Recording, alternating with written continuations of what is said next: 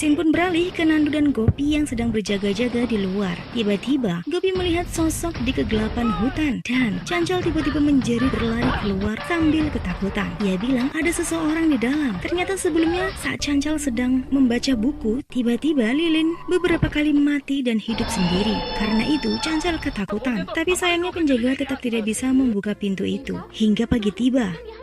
Saat ini Chancal kembali diinterogasi.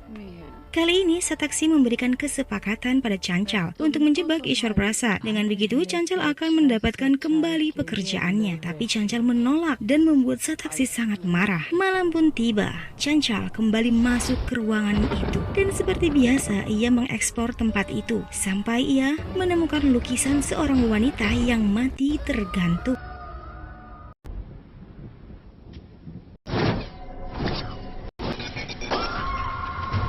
Saat listrik hidup, Chancal pun tiba-tiba menghilang dari rumah tua itu. Dua penjaga pun masuk untuk mencari Chancal. Tapi tiba-tiba mereka melihat Chancal yang bersikap seperti kesurupan. Dua penjaga itu ketakutan saat melihat Chancal yang berubah menjadi hantu Durga Mati yang penuh dengan kemarahan.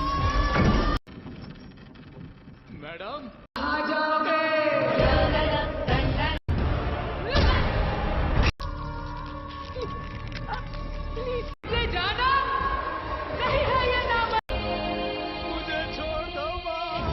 Adegan tadi malam pun dilihat oleh Satakshi dan SCP melalui CCTV. Satakshi bertanya siapa Durga Mati itu. SCP berkata mungkin dia adalah pemilik rumah itu. Melihat kondisi Chancal yang seperti itu, Satakshi kemudian memanggil psikiater untuk Chancal karena menurutnya tingkah Chancal tak normal. Saat berhadapan dengan Chancal, psikiater itu bertanya tentang luka-luka di tubuh Chancal. Chancal kemudian berkata seseorang telah memukulinya, tapi ia tak tahu siapa. Seseorang yang ia tidak bisa melihatnya. Selanjutnya psikiater itu bertanya kepada Chancal apakah ia mengenal seseorang yang bernama Durga Mati. Chancal pun hanya menggeleng. Karena itu psikiater kemudian mencoba menceritakan kisah tentang Durga Mati. Dia adalah seorang mahasiswa. Suatu ketika pacarnya membawanya ke rumah besar yang sepi untuk liburan. Tapi dia tidak sendirian, melainkan dengan teman-temannya dan juga bersama alkohol. Dan saatnya tiba, mereka pun memanfaatkan Durga Mati dengan kejam. Chancal yang mendengarkan kisah itu mulai terlihat bereaksi. Psikiater itu melanjutkan, Durga Mati berteriak meminta mereka untuk berhenti. Tapi setelah beberapa jam mereka pun baru berhenti dan meninggalkan Durga Mati sendirian di mansion ini. Karena dia tidak mau dipermalukan masyarakat, ia pun kemudian gantung diri dan mati. Saat itu Chancal seperti kesurupan dan mencekik psikiater itu. Ia tidak terima dengan kisah yang diceritakan psikiater itu. Chancal yang seperti kesurupan itu berkata kalau Durga Mati bukanlah mistis, tapi dia nyata. Durga Mati adalah bagian sejarah yang tak terlupakan. Durga Mati adalah ratu istana ini, ratu agung yang memerintah di istana itu.